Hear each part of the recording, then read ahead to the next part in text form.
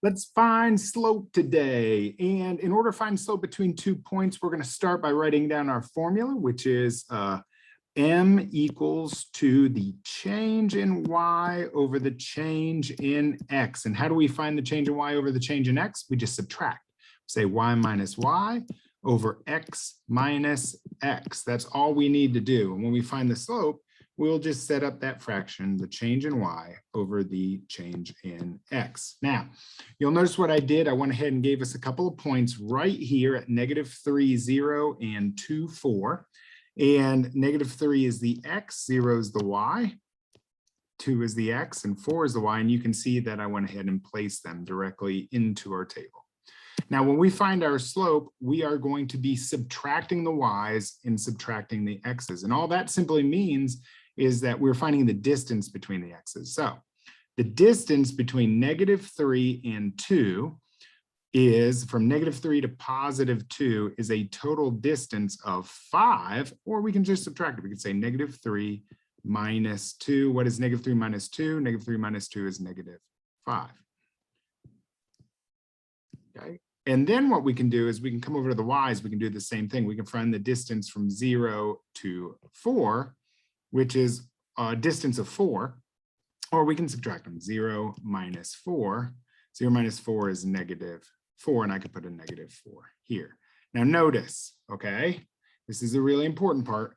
This right here is the change in y because we subtracted the y's. This right here is the change in x's.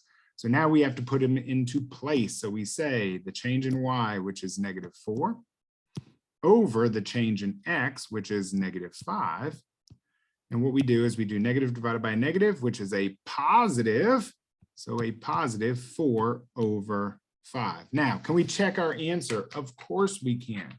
Remember, when we talk about change in y, we talk about that rise. And the change in x, we've talked about that in terms of run when we're graphing. So let's go ahead and look at it. I'm going to go ahead and put this into Desmos. I put it in a table. Okay. And let's go ahead and count it out to make it make a little bit more sense from what we have been doing. So I put in the table, I put in our points, and now I'm going to count. I'm going to run across and make that step. So 1, 2, 3, 4, 5. So we ran 5. That's our run. That is our change in x.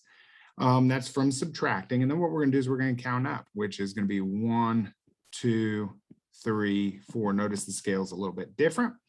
And that is a rise of 4, which is the change in y.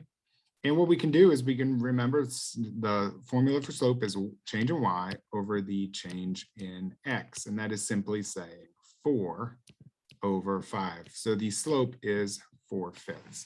All right, I hope that helps you out understanding how to calculate slope using a table and then checking it on Desmos.